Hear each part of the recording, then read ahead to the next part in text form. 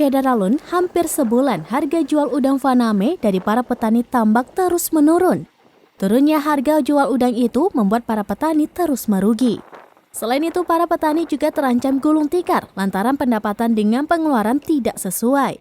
Salah seorang petani tambak udang di Kecamatan Syahkuala, Joni Zakaria atau Prof. Joni mengatakan bahwa saat ini udang faname dibeli oleh penampung rata-rata Rp50 hingga Rp60.000 per kilo. Sementara jika sebelumnya udang tersebut dibeli oleh penampung Rp75 hingga Rp95.000 per kilonya, penurunan itu terjadi hampir 40%. Ia mengatakan dengan turunnya harga udang membuat beban biaya bagi petambak semakin besar. Pasalnya, jika harga normal petani dapat meraih laba Rp10 hingga Rp15.000 dalam sekilonya, kini biaya produksi udang Rp60.000, namun yang dibeli oleh penampung hanya Rp50.000 per kilonya. Sekarang kita dari petambak, dari yang pertama dari anjloknya harga udang yang sudah di bawah biaya produksi, ya kan? Kalau dulu kita biaya produksi kita sekitar Rp40.000, Rp50.000 dengan dapat kos produksi, dapat kos kita dengan harga mungkin dapat keuntungan per kilo sampai Rp25.000.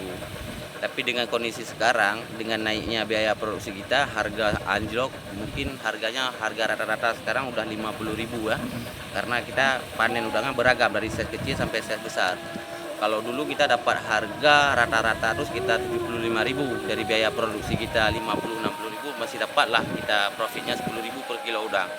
Tapi kalau sekarang dengan biaya produksi kita udah mencapai Rp60.000 termasuk biaya invest kita ini, harga jual rata-rata Rp50.000. Mungkin kalau yang paling sulit kita alami sekarang ini ya harganya. Karena kenapa harganya? Kalau harga kita bilang global ya kenanya. Kalau dulu mungkin kita bilang mengalami masalah beragam macam penyakit, itu kenanya hanya sebagian. Dan kita harapan petambak pun walau misalnya gagal panen, masih ada harapan untuk lanjut masa budidaya karena berharap panen normal. Tapi kalau dengan kondisi sekarang, dengan panen normal aja, kita sudah minus, jadi nggak ada harapan untuk budidaya. Dengan selisih harga tersebut, para petani tambak itu terancam gulung tikar dan tidak beroperasi lagi.